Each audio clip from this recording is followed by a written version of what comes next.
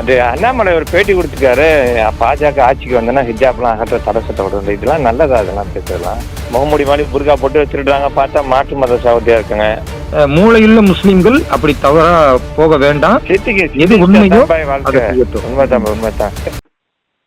Hello hello, அஸ்ஸலாமு அலைக்கும். வலைக்கும் சலாம். பாய், ஒரு இது ரமலான் போறக்கு அது அண்ணாமலை ஒரு பேட்டி கொடுத்துருக்காரு, பாஜக ஆட்சிக்கு வந்தோன்னா ஹிஜாப்லாம் அகற்ற தடை சட்டப்படும். இதெல்லாம் நல்லதா? அதெல்லாம் பேசலாம். அவர் ஏன் பிடிக்கிறாரு அவரு? இது ஒரு நானே கேக்குறீங்களா? கேட்க தயாரா இருக்கிறீங்களா நான் பேசுறத? சொல்லுங்க பாய், சொல்லுங்க பாய், சொல்லுங்க. பாராளுமன்ற தேர்தல் அப்போ பேசுனது, ஹிஜாப்னா 2 வகை இருக்குங்க. ஒன்று பெண்கள் முகமும் முன்கையும் தெரியற மாதிரி ஒரு ஹிஜாப், இன்னொன்னு முகத்தை மூடி இருக்கிற ஒரு ஹிஜாப். முகத்தை கம்ப்ளீட்டா தெரியாம மூடிக்கிட்டு பள்ளிக்கூடங்களுக்கு மாணவ மாணவிகள்ல இன்னைக்கு எல்லாரையும் அனுப்புறாங்க. இப்ப இந்த மாதிரி மாணவிகள் பள்ளிக்கூடத்துக்கு முகத்தை மூடிக்கிட்டு போற பழக்கம் என்பது பாஜக வந்தா அதை நடைமுறைப்படுத்த மாட்டோம் அப்படின்னு சொல்றதுல என்ன தவறு இருக்கு? ஏன்னா உங்களுக்கு தெரியும், இன்றைக்கு பல தவறான பெண்கள் கூட கைது செய்யப்பட்டு நீதிமன்றத்துக்கு கொண்டு போனா காவல்துறையினர் அவங்களுக்கு அந்த முகத்தை மூடி ஹிஜாப் போட்டு கூட்டிட்டு போறாங்க.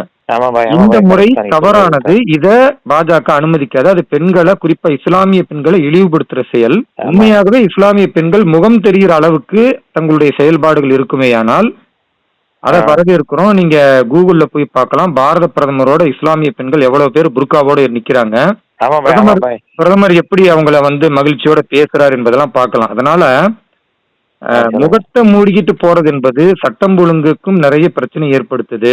பள்ளிக்கூடத்துல மாணவிகளா இருக்கணுமே தவிர மத அடையாளத்தோடு போகக்கூடாது என்பது இந்திய அரசியலமைப்பு கொடுத்த எல்லாருக்குமான சட்டம்.